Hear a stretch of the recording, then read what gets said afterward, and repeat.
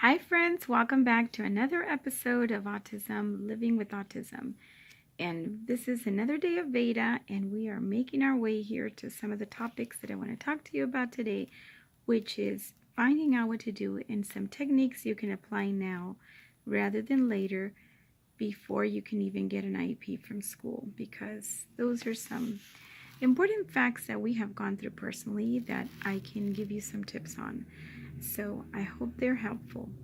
So one of the things, and I am glancing here because I don't want to forget anything, I made a little list today. Find out what to do. So we talked about, finding out what the problems that your child is having, but not only at home, but also when you go out.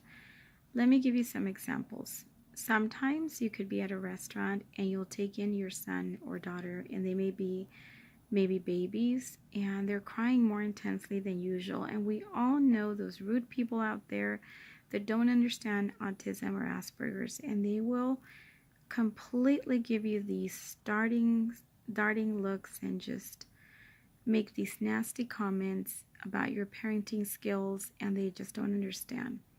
So one of the things we did to avoid all these things, not necessarily stop going, but we would go to the restaurants, and many a times we had to leave early, sometimes as early as when we got there. I kid you not. But it is what it is, and it had to be done. A lot of times you don't want to make like a show. It's not a show, so it's not, I can't stand when people are like looking around and they're purposely just looking instead of, trying to look the other way and just go about their business. It's not really their business, so you don't have to explain to them what is going on. In the beginning, we used to get really upset, and we really did get into it, but not obviously physically. I would never do that, but asserting ourselves and advocating for children. But it is what it is. I would strongly suggest that the best bet is to just leave or temporarily go outside of the restaurant. And this would include and spill over to relatives, neighbors, and friends, because a lot of times it's really difficult, especially if you haven't disclosed the diagnosis of your child to friends and relatives. They might not understand it in either case, but if you haven't disclosed it, they might suppose that you have bratty kids or they're just being brats, and so that's gonna bother you and impact on your relationship, obviously, as your friends or relatives or neighbors. So you want to make sure that you understand that and where they're coming from, and that you prepare for that. And talking about preparation is you want to be prepared in priming. Priming is a word that is used in the autism world, especially more in the intervention side of things. And what it is, you want to prime your child and really let them know what to expect. So if you're going to a restaurant, you want to run through something that most of us would take as a given or as common sense. And that would be something like, for example, okay, you're going to run through from the beginning. We're going to go to this restaurant. There's going to be a lot of people.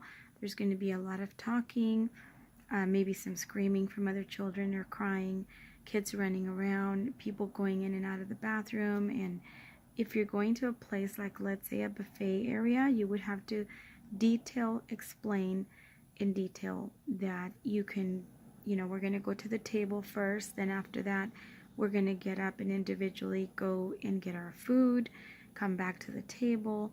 When you're done, you put the plate here on the side, and when we're pretty much done, we're just going to leave all the dishes there.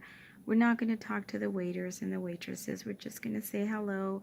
At the end, when we leave, we're going to say thank you. That is a method that I just ran by you.